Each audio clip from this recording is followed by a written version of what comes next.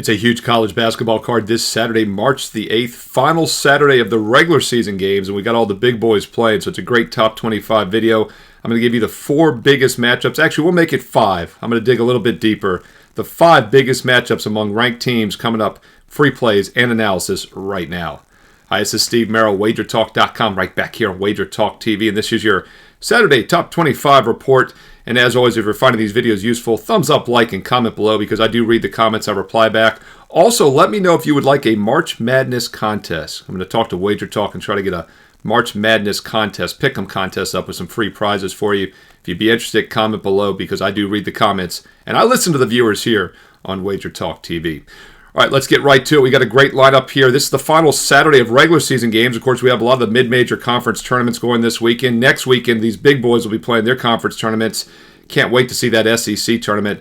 Every team has a better chance of winning the national championship than the SEC tournament next week. Just crazy how deep that conference is. And we do have 3 SEC matchups I'm going to talk about here in a moment. But first, we're going to start with a non-SEC matchup, and it's a noon Eastern game. Early start for you. National TV matchup in the Big East, and it's a good one. St. John's against Marquette. This is number 6 St. John's at number 20 Marquette, 12 noon Eastern on Fox National TV. And this is often the case here this late in the season. We get a lot of revenge spots. This, of course, is the final home game for every home team this Saturday.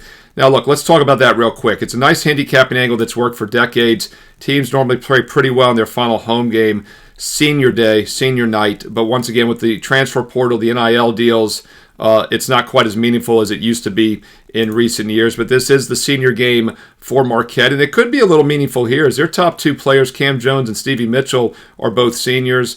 Also, 6'7" David Joplin. So 3 of their top 4 players in my rankings are seniors. So I do think this is a meaningful last home game for Marquette. It's also a revenge spot for Marquette as they lost at St. John's back on February 4th, a month ago, 70-64. And they're also coming off a loss against UConn in their most recent game. A loss against UConn earlier this week as a 4-point dog, lost by 6. Up at UConn on Wednesday. So should be an extremely focused spot for Marquette. It really checks all the boxes for what we look for. Last home game, strong home court with revenge, off a loss, focused spot. Meanwhile, St. John's is a solid team. Top 10 for a reason. 17-2 in the Big East, entering off of 5 straight wins. They just won their final home game against Seton Hall. In fact, their only 2 conference losses this year came by 1 point at Creighton and by 2 points at Villanova. So obviously it's tough to fade the Johnnies. They've lost by combined 3 points in 19 Big East games this year. But overnight line, and by the way, I'm doing this video on Friday afternoon, early evening. Lines are just starting to pop. I do this right when all the opening numbers come out so that we can take a look at where the lines might move on Saturday. And right now we saw briefly St. John's, Marquette rather, opened as a 1.5-point favorite. Starting to see 2.5s now that the line is being settled in more spots. It was 1.5, and then some of the sharp offshores opened. It's currently 2.5, so it's getting right now that key number of 3. But once again, looks like a good setup for Marquette. If you're going to play it, I would lay it with the home team off a loss with revenge on Saturday at noon Eastern. Quickly on the total, we saw this one open around 140.5. Quickly went up to 142.5 on Friday evening.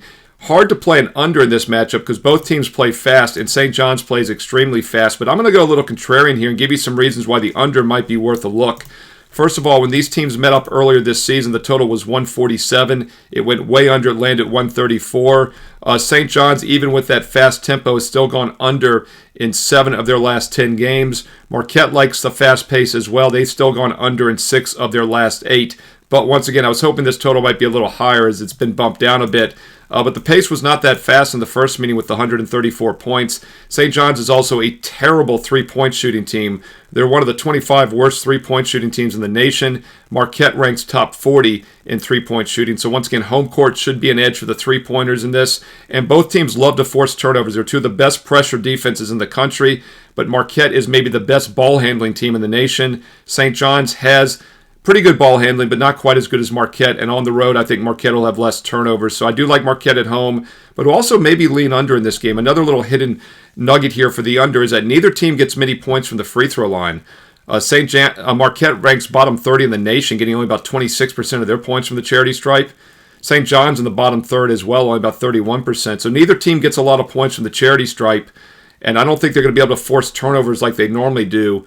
Some reasons to like the under here, even though both teams do play up-tempo fast basketball. That should be a good game. Once again, that is on Fox National TV at noon Eastern.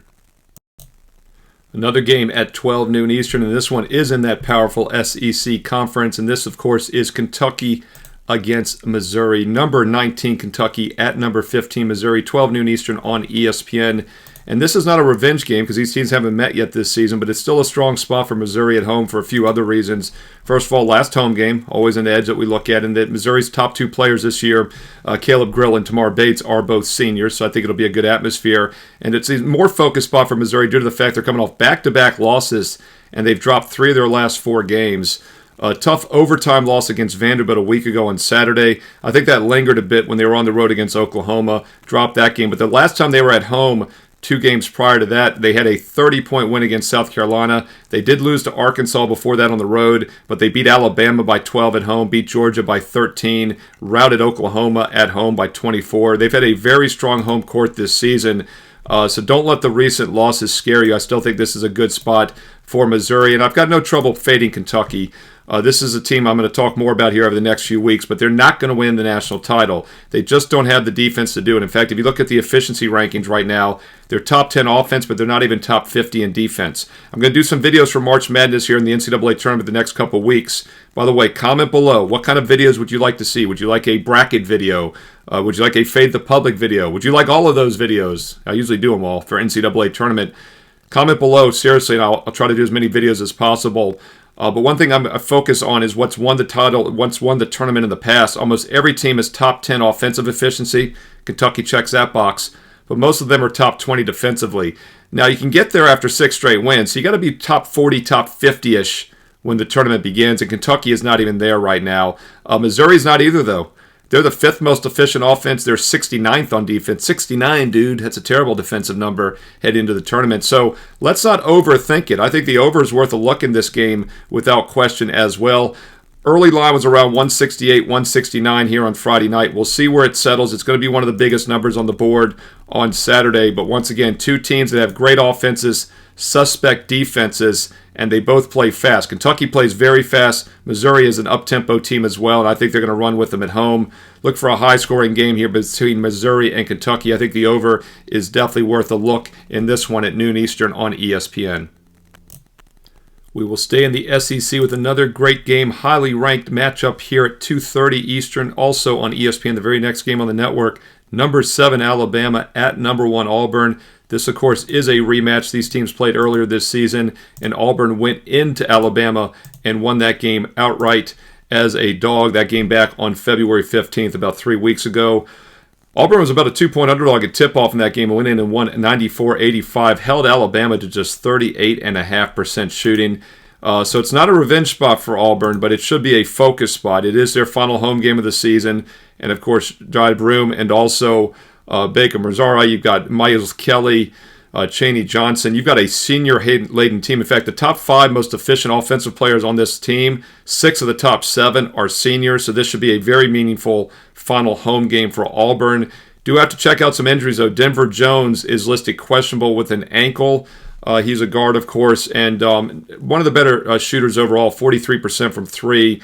Broom is listed as available. He was initially on the injury report this week. He's been a little inconsistent the last couple games, though. We will keep an eye on him. He and Cooper Flagg are going neck-to-neck for Player of the Year, of course, the Wooden Award. And Broom has not been great the last 2 games, 9 points and 8 points against Kentucky and A&M. So we'll see if something maybe is wrong there. But he is expected to go. I would expect him to have a big game in his final home game of the regular season. And from a matchup perspective, both teams love to play fast. Alabama's the fastest team in the country. Auburn's in the top third. They're kind of like a chameleon. They can go both ways. But when they can run, they will run, and that was what we saw with 179 points in that first game, even though Bama shot just 38.5% from the field. Total right now is around 178, 179. It's priced high for a reason, but my concern would be that Auburn is coming off a loss, and they might have a little bit more defensive focus off the loss, especially a spotlight game. In fact, their other 2 losses this season, they held Richmond to just 54 points, and they held Vanderbilt to just 68 points. 2 excellent defensive showings after their other 2 losses this season. Now they're coming off the loss against Texas A&M, of course, on Tuesday night. So this should be a focused defensive spot. So let's not look at the full game total. Let's look at the team total over. Auburn team total over. Now, as I do this Friday night, there's no team totals out yet, of course. I projected to be in that 94 range. So I like Auburn's team total over. I think they get it done here. Final home game off a loss in what should be a fast pace. And once again, Bama is struggling right now. Back-to-back losses, and Alabama has dropped 4 of their last 6 games here. After starting 10-1 in the conference, they lost that Auburn game. They've gone just 2-4 straight up, and it started with that Auburn loss 3 weeks ago. I think they lose again here to Auburn. This one, once again, on ESPN National TV Saturday afternoon at 2:30 Eastern. Now, those are your 3 official top 25 head-to-head matchups for this Saturday. But as always, I always dig a little bit deeper for you. I'm going to give you 2 bonus games that were just a bit outside for making the top 25 rankings. 2 bonus games for you here in just a moment. Quick reminder that if you're liking these videos, thumbs up, like, and comment below. The more thumbs up, likes, the more comments, the more free play videos I do each and every day here on the channel. Tons of NBA. We'll have an NBA playoff video every day like we did last season. Baseball starts in less than 3 weeks. Keep in mind, I won over 100 units in baseball alone last year. We had doubled our bankroll by the end of August, thanks large part due to a fantastic baseball summer. If you'd like to be an all sports client, get everything for about $1 a play with promo code SM365. Go to my page right now, Steve Merril, WagerTalk.com, and use promo code SM365 to get an instant $811 discount on a 1-year all sports, all access pass. I'll have more information on that here in just a moment. All right, let's look at those 2 bonus games for you. These are teams that aren't quite top 30-ish, but I wanted to give you a couple extra games to look at. We'll start at 4:30 Eastern on ESPN, the 3rd straight ESPN game here, and this is number 24, Arizona against unranked Kansas, who'd be about number 35 right now if you look at the additional votes. But if you look at the net rating, they're a top 25 team. And I do think it's a good spot for Kansas at home here, off back-to-back losses against an Arizona team that might come in a little bit flat after beating arch-rival Arizona State in their final home game of the season. And this is a spot in which Kansas will see what they're made of here. Just 10-9 in the conference this year, really having an ugly season. But still a dangerous squad, and I do think the last home game situation should work here, as they're a pretty senior-heavy lineup. In fact, if you look at their top 4 most efficient offensive players, they're all seniors. Of course, Hunter Dickinson, 7'2", fifth-year senior, is playing his final home game 2 years here in Kansas after 3 years at Michigan. So it should be a pretty meaningful home spot here for Kansas, off back-to-back losses and now last home game.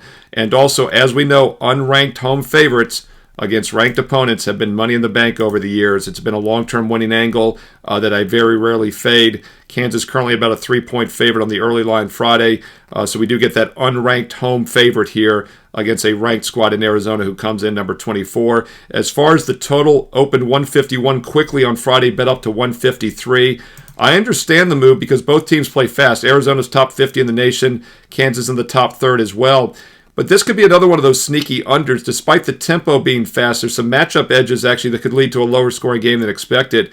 First of all, Kansas does not get to the free throw line well at all. They're one of the bottom 10 teams in the nation scoring from the free throw line. Arizona gets a lot of points there, but Kansas doesn't put their opponents on the line, so I don't think there'll be a lot of free throws in this game.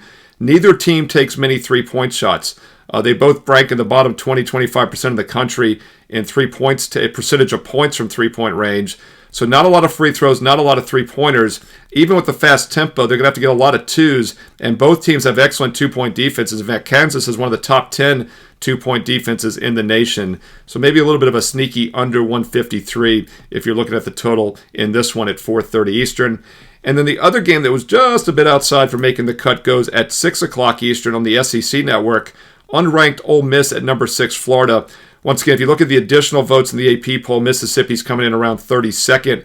Florida's number 5, actually. Number 5 ranked Florida. Coming off the road win at Alabama, of course. The road upset win is a 3.5-point dog this past Wednesday. Could be a little bit of a flat spot for the Gators here, but I'm not looking to fade Florida. They're a powerhouse team. I think they're one of the most balanced teams in the country.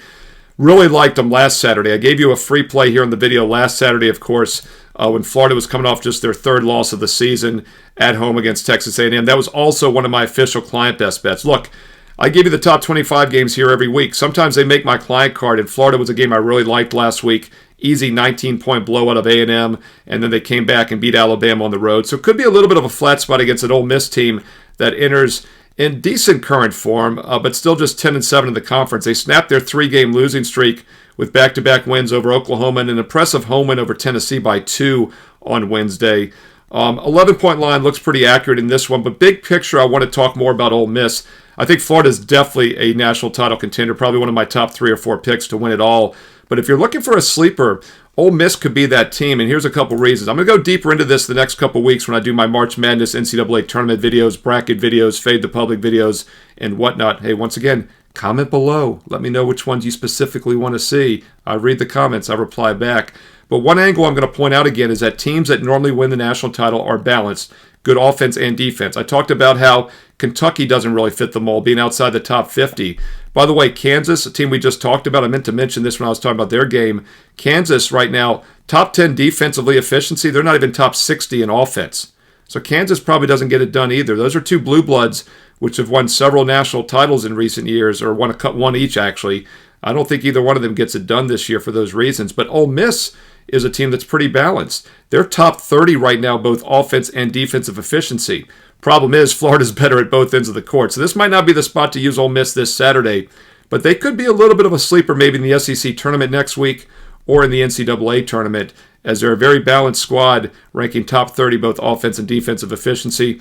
By the way, Florida right now ranks top 10 both offense and defensive adjusted efficiency. There's only 2 other teams in the country that are top 10 on both. Can you name them? Pause the video real quick. Think amongst yourself and then come back. The answer, Duke. Duke is top 4 both, and Houston is top 10 both as well. So once again, Houston, Florida, and Duke, the only 3 teams that rank top 10 both offense and defensive efficiency headed into this final weekend of the regular season. Hey, there you go. 5 huge spotlight national TV games for you. I gave you the 3 top 25 matchups, and then went a little deeper for you. Couple extra bonus games that were just a bit outside the national rankings. Hope you found it useful. If you did, thumbs up, like, and comment below. The more likes, the more comments, the more free play videos I do every day for college basketball, pro basketball, and baseball, which is about to start. And never miss these free play videos. When they come on the channel, you will get an instant notification when you subscribe and click the bell. Once again, you'll never miss a free play video by clicking subscribe here on WagerTalk TV, and click that bell as well for instant notifications. And don't forget, if you want my official best bets for this Saturday, I love this final Saturday of the regular season. Strong college basketball card right now for my clients. You too can get my best bets for this Saturday by going to my page, Steve Merril, WagerTalk.com, and you can get there quicker with shortcut wt.buzz/SM. And don't forget to check out the bonus free play on my page every day. You know, I'm very selective. 2 to 3 best bets on average, which means that last cut is still a very strong opinion that I was close to using. I put it up for free for everybody. Once again, my last cut goes up for free. So check out my page daily as you're building your bankroll to get that free bonus play. You can recap and look at the best bets below. The last 20 best bets, win or lose, are recapped every day. A rolling recap. You can click on any of them afterwards to read the analysis.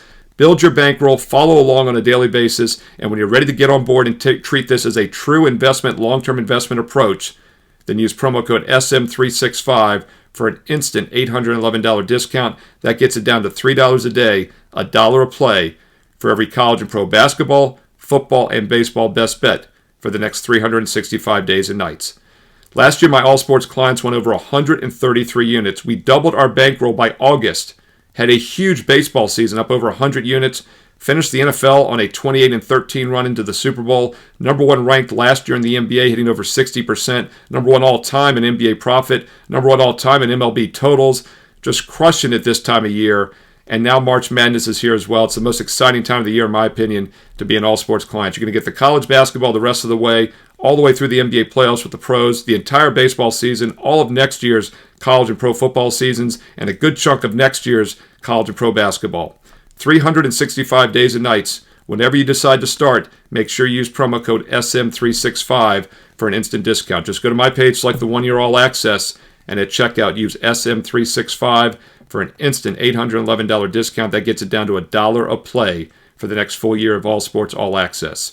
Now, we have smaller packages as well. 1 day, 1 week, 1 month. Doesn't matter which package you choose. If I have a play, my clients get it. I've been doing this for nearly 30 years now as a full-time professional handicapper. If I'm using a game, I send it to my clients. Every client gets the exact same best bets that I'm personally using each day. You too can win big and treat this as a true investment approach. Follow along, get on board now. Steve Merril, WagerTalk.com, and get there quicker. Shortcut wt.buzz/SM. Hey, talk about injury reports, live odds scores. I use oddslogic.com, and you can try it for free for 7 days by going to oddslogic.com/SM. It's the same information the sportsbooks use behind the counter. It's a premium live odds, real-time scores, and injuries. Try it for free 7 days, oddslogic.com/SM. Don't forget also to follow me on social media at Steve Merril, 2 R's, 1 L. You know the deal. 2 R's, 1 L at Steve Merril on X and Instagram. And stay tuned here to WagerTalk TV because you know there's more free play videos coming up next.